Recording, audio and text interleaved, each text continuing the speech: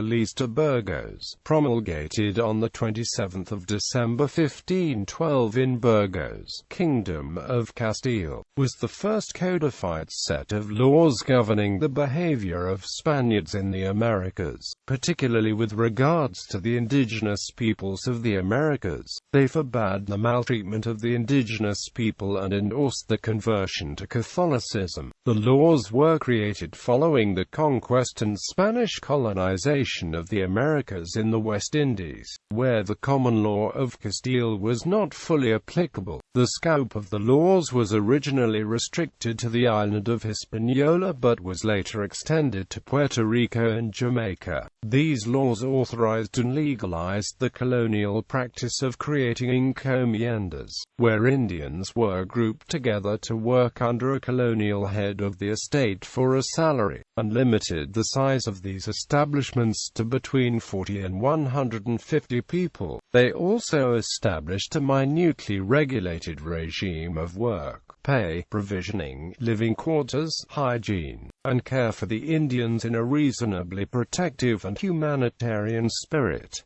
Women more than 4 months pregnant were exempted from work. The document also prohibited the use of any form of punishment by the encomenderos, reserving it for officials established in each town for the implementation of the laws. It also ordered that the Indians be catechized, outlawed bigamy, and required that the huts and cabins of the Indians be built together with those of the Spanish. It respected, in some ways, the traditional authorities, granting chiefs exemptions from ordinary jobs and granting them various Indians as servants. The limited fulfillment of the laws sometimes led to protests and claims. Sometimes they were seen as a legalization of the previously poorer situation, which created momentum for reform. Later carried out through the Leyes Nuevas in 1542, a new set of stricter regulations about life in the New World, including the rights of indigenous peoples, as well as the laws of the Indies,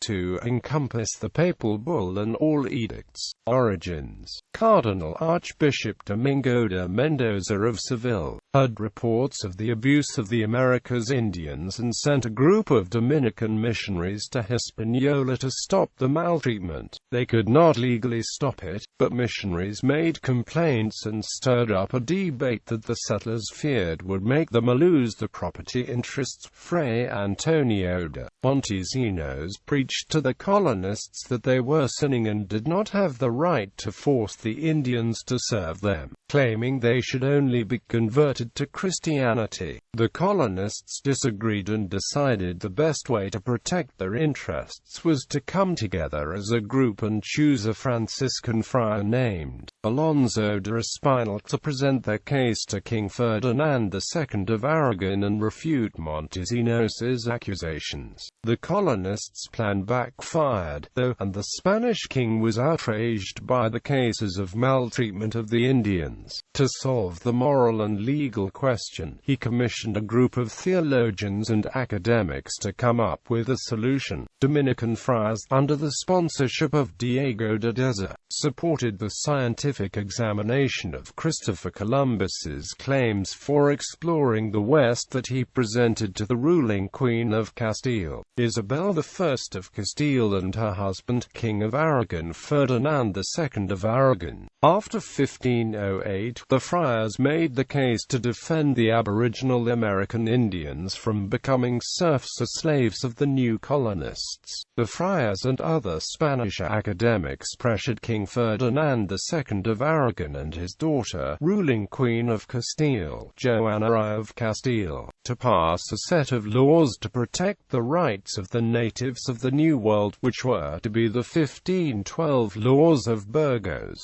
In Burgos, on the 27th of December 1512, 35 laws were put into effect to secure the freedom of the indigenous peoples of the Americas and to enforce Indian reductions governing conversions. Summary of each law. 1. The Indians are to be moved to encomiendas.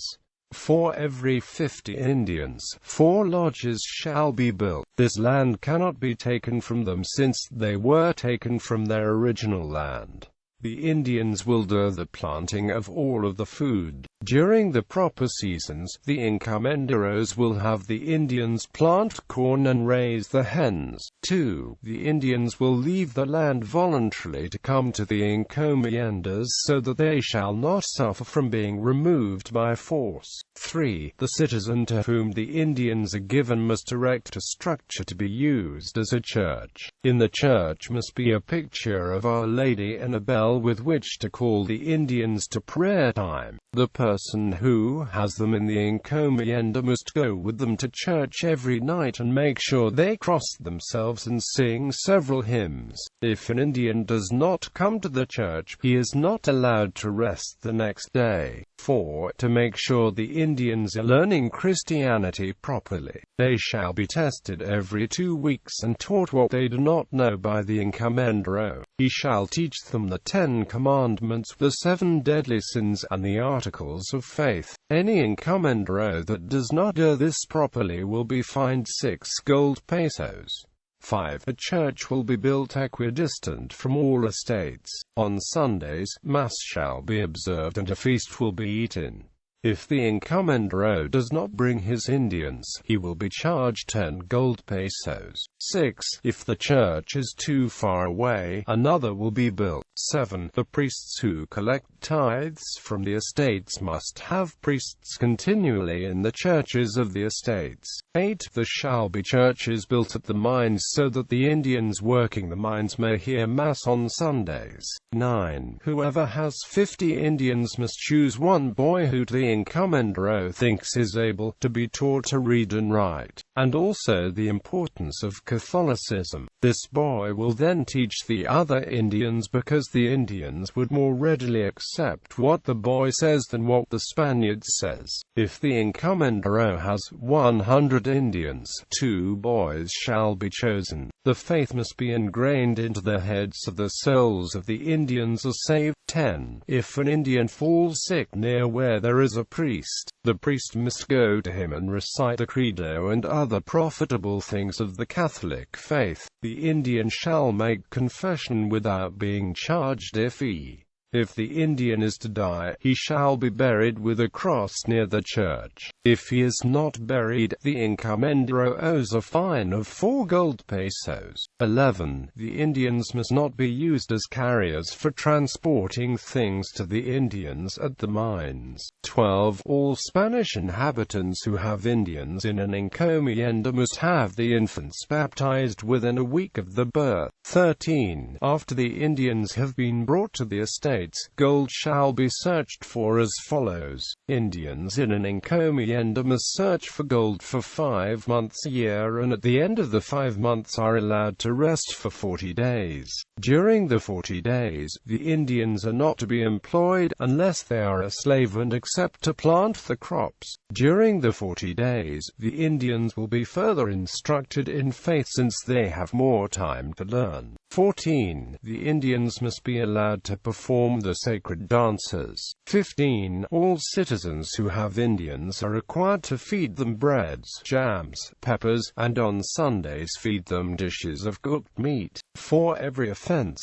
a fine of 2 gold pesos shall be paid. 16. According to Catholicism, the Indians are not allowed to have more than one wife at a time, and they are not allowed to abandon the wives. 17. Sons of the chiefs of the islands who are under the age of 13 are to be given to the friars so they can be taught how to read, write, and other things about Catholicism. When the sons reach the age of 19, they are to return to the encomienda and teach the others. 18. Pregnant women are not to be sent to the mines or made to plant the crops. They shall be kept on the estate and made to do household duties such as cooking and weeding. After the child is born, she can nurse it until it is 3 years old. After this time, she can return to the mines and other duties. 19. The Indians should not sleep on the ground. Each encomendero should provide his Indians with hammocks. 20. The Indians are to be given 1 gold peso every year to pay for clothing. 21. Indians may not change the masters. One encomendero cannot employ or house an Indian belonging to another encomendero. 22. The Indian chiefs are allowed 2 Indians to perform personal duties for every 40 of the subjects. Also, visitors to the estates must treat the Indians well and teach them what they know of Catholicism. 23. Official inspectors must keep records of the activities and also the treatment of the Indians in the encomiendas. They must keep track of the population and how much gold is being mined.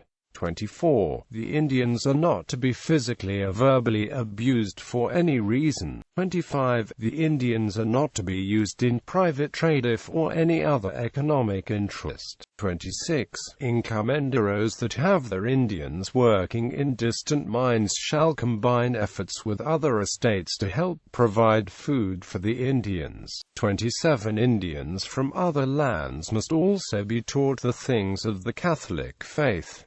They are to be treated kindly, unless they are slaves. 28. If an encomendero dies, his successor takes control of the Indians. 29. 2 inspectors should be appointed to each estate. 30. The inspectors are to be chosen by the admiral, judges, and officers.